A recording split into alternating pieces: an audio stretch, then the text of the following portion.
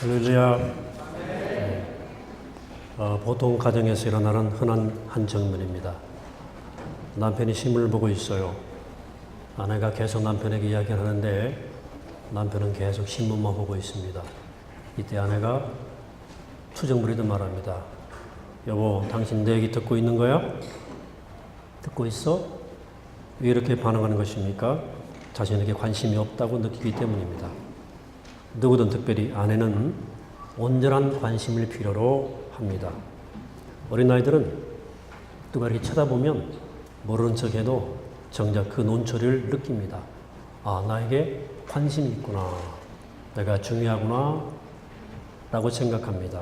그래서 많은 사람들이 그들을 바라봐주고 웃어줄 때 아이들은 그런 관심 속에서 무럭무럭 자라갑니다.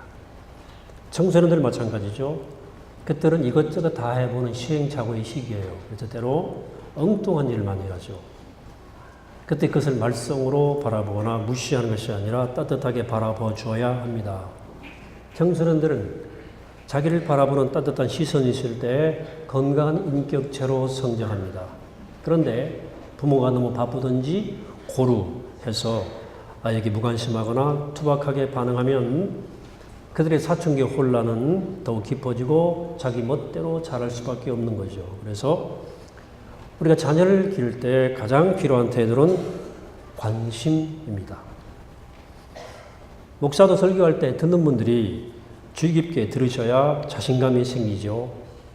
한 번은 제가 오산에 한신대학교 신학생들이 아닌 일반학과 채플에서 설교하는데 어떻게 떠드는지 집중을 못하더라고요. 너무 설교가 힘들어서 대충 하고 내려온 기억이 있습니다. 목사만이 아니라 우리 자녀들만이 아니라 모든 사람에게 관심은 참 중요합니다. 우리 모두는 관심이 필요합니다. 그래서 하나님께서 우리에게 관심을 가지십니다. 이 땅에서 정말로 기적 같은 일은 하나님이 인간에게 관심을 가지신다는 사실입니다. 하나님이 우리처럼 미천한 인간들에게 깊은 관심을 가지고 계십니다. 놀라운 일입니다. 성서에 가장 자주 등장하는 말 가운데 하나가 하나님의 얼굴 보기를 원한다는 말씀이 있습니다. 이 말은 하나님께서 나에게 관심을 가져주시기를 원한다는 말씀입니다. 민수기 6장 24절 이하에 보면 축복문이 나오는데 거기 하나님의 마음이 드러나요. 여호와는 내게 복을 주시고 너를 지키시길 원하며 여호와는 그 얼굴을 내게 비추사 은혜 베푸시기를 원하며 여호와는 그 얼굴을 내게로 향하여 드사 평강 주시기를 원하노라 할지니라. 하나님께서 우리에게 그 얼굴을 비추사 복을 주시고 보호하시고 은혜와 평강 주시기를 원한다는 거예요. 너무나 감사한 일이죠. 하나님은 우리에게 깊은 관심을 가지고 우리를 바라보십니다. 그래서 시편 기자가 가장 두려운 것은 하나님이 자신에게 얼굴을 숨기시는 거예요. 하나님의 관심이 내게 떠나가는 것이었습니다. 인간은 하나님의 관심이 내게 없으면, 그 확신이 없으면 흔들려요. 식물에게 햇빛이 필요한 것처럼 모든 영혼들에게는 하나님의 얼굴의 광채가 필요합니다. 그래서 우리는 하나님은 우리에게 얼굴 향해 우리를 바라보시면서 복 주시기 원하시고 은혜 주시기 원하시고 평강 주시기 원하신다는 이 사실을 기억해야만 합니다. 또한 그래서 우리는 그 하나님의 관심과 사랑을 받았기 때문에 우리의 이웃들에게도 마땅히 관심을 베풀어야 합니다.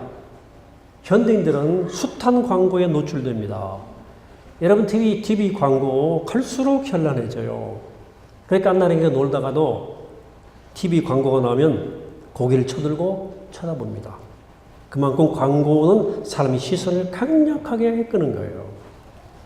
세상의 광고는 사람의 관심을 끌기 위해서 최선을 다합니다. 여러분 그래서 카피라이터, 광고하는 분들은 인간의 심리를 매우 깊이 이해하는 아주 전문가들입니다. 인문학적 소양이 깊은 사람들입니다. 영어에 pay attention to라는 말이 있죠. 주목하라는 뜻이에요. pay attention. 지각하면 pay, 산다는 거예요. 관심을 돈 주고 산다는 뜻입니다. 그만큼 관심이 필요하다는 뜻이죠. 그래서 관심으로 일하는 법을 아셔야 됩니다. 영화 지붕의 바이올린이라는 영화가 있는데요. 이런 대사가 나옵니다. 내가 부자였으면 내가 횡설수설할 때에도 이웃들이 내 말에 귀를 기울여 주었을 텐데 하는 대사입니다. 내가 보잘것없는 사람이니까 세상은 내게 관심도 없다는 자조 섞인 이야기입니다. 많은 사람은 관심에 굶주려 있습니다. SNS가 소셜 네트워크 시대를 말하는 게 뭡니까? 좀 관심을 가져달라는 뜻이에요. 그래서 서로가 서로에게 댓글도 달고 좋아요도 누르고 관심을 보여주고 반응하는 거죠. 그래서 적절하게 내 이야기를 하고 서로한테 관심을 보여주면 SNS는 매우 유익한 도구입니다. 그런데 SNS는 피상적일 수 있는 한계가 있어요. 다 보여줄 수 없죠. 존 나이스비트라는 경영학자가 하이테크, 하이터치라는 책을 썼어요. 그 내용의 핵심은 우리 시대가 하이테크놀로지 시대이기 때문에 이런 시대일수록 사람들의 만남이 피상적일 수 있다. 때문에 하이터치가 필요하다. 하이터치. 마음의 깊은 곳을 어루만져주는 생명의 하이터치가 필요하다는 것입니다. 사람은 모름지기 생명은 관심, 깊은 터치가 필요하다는 얘기죠. 아무리 풍요로워지고 기술이 발전해도 인간에게 정작 필요한 것은 사랑과 관심이라는 뜻이에요. 복음서에 보시면 예수님과 예수님 제자들의 차이가 현격히 드러납니다. 제자들은 사역과 생명에는 관심이 없고 누가 더 높으냐, 누가 더 앞장서느냐, 누가 이 일을 주도하느냐 여기에 관심이 너무나 많았어요. 예수님은 그런 데 관심이 없었어요. 하루는 길 가시는데 날 때부터 소경된 시각장애인을 보셨어요. 주님은 그 사람을 진지하게 관심을 갖고 바라보시고 모든 사람들이 무시하고 신경도 안 쓰는 사람에게 관심을 가지시고 그들을 치료해 주셨어요. 예수님의 사역의 핵심은 관심이에요. 세리장 삭개오는 예수님 보고 싶은 열망에 얼마나 자격심이 있었겠습니까? 세리장이니까. 그래서 뽕나무, 돌무화과 나무에 올라갔지 않습니까? 근데 예수님이 삭개오에게 관심을 보여주시죠. 삭개오야, 이름 불러주시고 내려와라. 나 오늘 너희 집에 유하여야 되겠다. 라고 말씀하십니다. 예수님이 집에 머무시는 것만으로 삭개오는 모든 것이 변화됐습니다. 예수님 이처럼 관심으로 사역하셨어요. 우린 길에서 누가 내 옷자락 스쳐가도 지하철에서 관심을 갖겠습니까? 그러나 예수님은 한 여인의 믿음을 가지고 주님의 옷자락에 살짝 손을 대었을 때도 관심을 갖고 돌아왔습니다. 누가 내 옷에 손을 대었니? 거기 간절함이 배있거든요. 그 여인을 치료해 주셨습니다. 가난한 과부가 헌금하게 헌금을 넣는 것을 유심히 보시고 그 두 랩돈밖에 넣지 않았지만 그 과외의 헌금을 언급하십니다. 그 여인의 생활비를 전부를 넣었다. 라고 주님이 칭찬했습니다. 예수님의 디테일이 살아있는 장면이에요. 우린 예수님의 눈을 닮아야 됩니다. 이 예수의 마음으로 일해야 됩니다. 나 이웃에 대해서, 이웃에 일어나는 일들에 대해서 관심의 눈이 필요해요. 오늘 에레미야의 본문은 우리에게 도전을 주는 말씀인데 유다가 바벨론에 의해서 멸망을 당하죠. 성전도 침탈당하고 삶의 모든 것이 다 빼앗겼습니다. 길거리에 내앉은 비참한 신세가 되었습니다. 그 폐허의 자리에서 에레미야는 슬픈 노래, 애가를 부릅니다. 이렇게 말합니다. 1장 12절에서 지나가는 모든 사람들이여 너에게는 관계가 없는가? 나의 고통과 같은 고통이 있는가 볼지어다. 아마도 자신은 처참하게 고난당하지만 무심코 지나가는 사람들이 있었나 봅니다. 그래서 묻는 겁니다. 이 나의 고통이 당신과는 아무런 관계가 없습니까? 그대에게는 나 같은 고통은 없었습니까? 라고 묻고 있는 것입니다. 자신의 고통에 대한 관심과 공감을 간절히 호소하는 거죠. 사람들의 무관심에는 이유가 있어요. 자, 상황은 조금 다르지만 누가복음에 보시면 강도 만난 사람 얘기 나오죠. 옷 뺏기고 매 맞고 거의 죽게 된 채 벌어졌어요.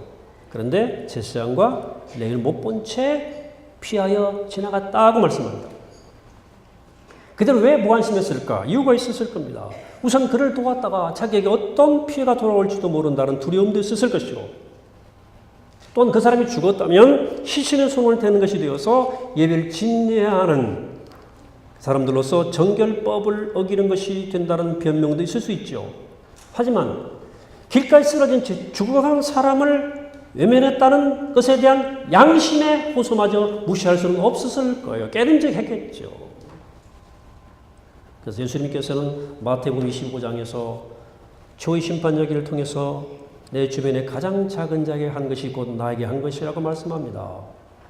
초의 심판날 왕이 모든 민족을 양과 염소로 구분하듯 양은 오른쪽에 염소는 왼쪽에 분류합니다. 그렇게 말씀합니다. 25절 35절에서 내가 줄일 때 너희가 먹을 것을 주었고 목마를 때 마시게 하였고 나가는 데 되었을 때 영접하였고 헐벗을 때 옷을 입혔고 병들었을 때 돌보았고 옥에 갇혔을 때 와서 보았느니라.